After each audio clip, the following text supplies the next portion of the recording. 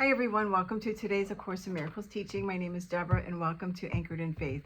We are on lesson 42, God is my strength, vision is his gift.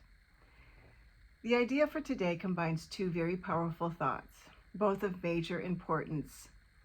It also sets forth a cause and effect relationship that explains why you cannot fail in your efforts to achieve the goal of the Course. You will see because it is the will of God. It is his strength, not your own, that gives you power.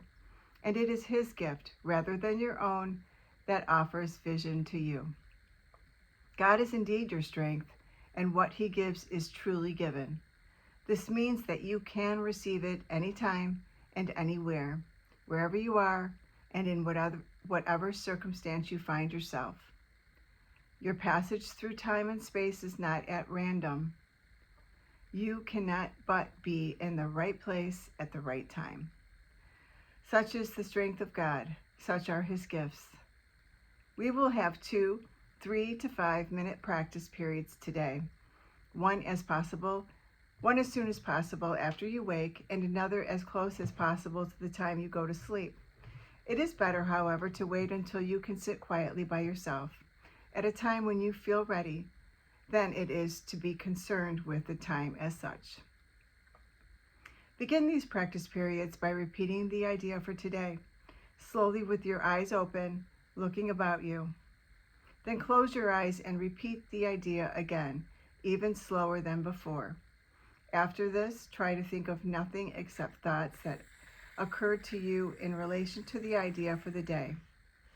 You might think, for example, vision must be possible. God gives truly. Or, God's gift to me must be mine because God gave them to me. Any thought that is clearly related to the idea for today is suitable. You may in fact be astonished at the amount of course-related understanding some of your thoughts contain.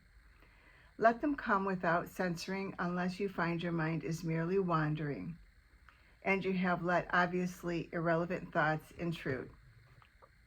You may also reach a point where no thoughts at all seem to come to mind. If such interference occur, open your eyes and repeat the thought once more while looking slowly about. Close your eyes, repeat the idea once more, and then continue to look for related thoughts in your mind. Remember, however, that active searching for relevant thoughts is not appropriate for today's exercises. Try merely to step back and let the thoughts come. If you find this difficult, it is better to spend the practice period alternating between slow repetitions of the idea with eyes open, then with eyes closed, than it is to strain to find suitable thoughts. There is no limit on the number of short practice periods that would be beneficial today. The idea for the day is a beginning step in bringing thoughts together and teaching you that you are studying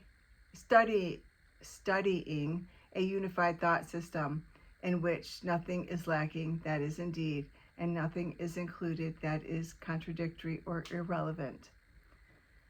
That's the quantum field that I was referring to in yesterday's lesson 41. It's a unified thought system. The more often you repeat the idea during the day, the more often you will be reminding yourself that the goal of the Course is important to you and that you have not forgotten it. So this is just another example of a way of meditation. God is really preparing us for, he's teaching us how to meditate and getting still with our thoughts and going inward. Okay, so I'm going to read now his channeling. We'll see what he has to say for today's lesson. And this was a channel, he was, 42. This information was channeled through Tina Louise Spalding, and it's in her book, A Year of Forgiveness. God is my strength, vision is his gift. You are blessed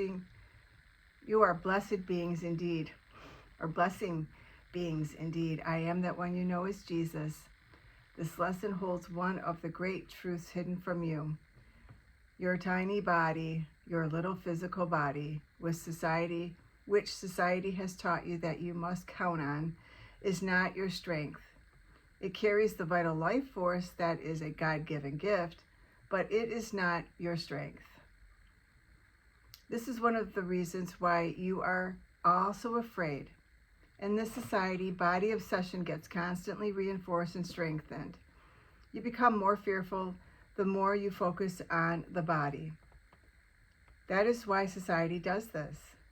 It wants you to obsess over your body as the source of your strength, because then you are guaranteed fear. This lesson lays the foundation for your ability to become fearless and defenseless. That will arise in you over time. This is not something to strive for or insist on.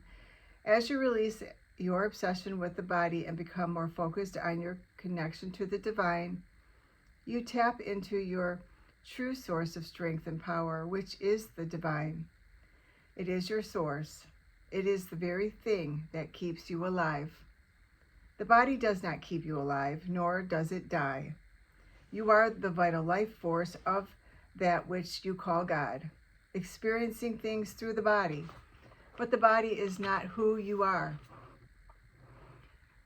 Do this lesson today with joy. Say it as many times to yourself as you are able without becoming stressed or obsessed.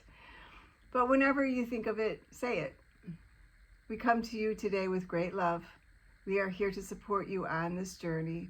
We are here to encourage you, even if you forget the lessons, stumble, or have a couple of days where you get so distracted with your life that you feel as if you have failed. We are here to tell you that it is normal to do these kinds of things. It is normal to make mistakes, but you want to get right back on track and pick up where you left off. Do not worry about always having the current day's lesson as your lesson. If you get behind, just keep going on with the lessons. This is a wonderful resource for all of you. If you feel you need to do a lesson over again, do not feel panicked that you must move ahead to the next lesson. Listen to your inner guidance. You have the ability to discern whether or not you have done a lesson well. If you have attempted the lesson but feel it was not perfect, that's okay. Go on to the next day. If you ignored it and failed to give it its due, then repeat the lesson. But do not stay too long on one lesson. You might feel defeated. The ego will begin to attack you, and you will most likely stop doing the lessons. So there is a fine balance between doing a daily lesson and acknowledging when you have not accomplished the goals that you have set yourself in the day. Always look to your practice for forgiving eyes, or with forgiving eyes. Know that you can start again tomorrow with more discipline and focus, and know that this is normal at this stage of the game. As you go through the years with a course in miracles practicing these lessons, yes, you will come to use the 365 lessons. Whenever you feel fear, judgment, or loneliness, the Course reconnects you to the new habits, commitment, and connection you have to Spirit. So know that in these early days you may stumble, you may fall, and you may even fall off the wagon a little bit. But climb back on. Forgive yourself and say, I see I need a training program. I don't know what I'm thinking about most of the time. I am that one you know is Jesus, and we are happy you joined us today, and we will see you tomorrow. And that is so true about using the lessons after you're done. There seems to be, I have one particular lesson that it's my go-to, and it is, I am not a body, I am free, for I am as God created me. That particular lesson I have connected strongly with, and I use it quite often. And I'm sure that as you go through the lessons, you will find your lesson that you really, it's your go-to lesson, more or less. So, yeah, thank you for being here. And I too will see you again for lesson 43. Have a beautiful day.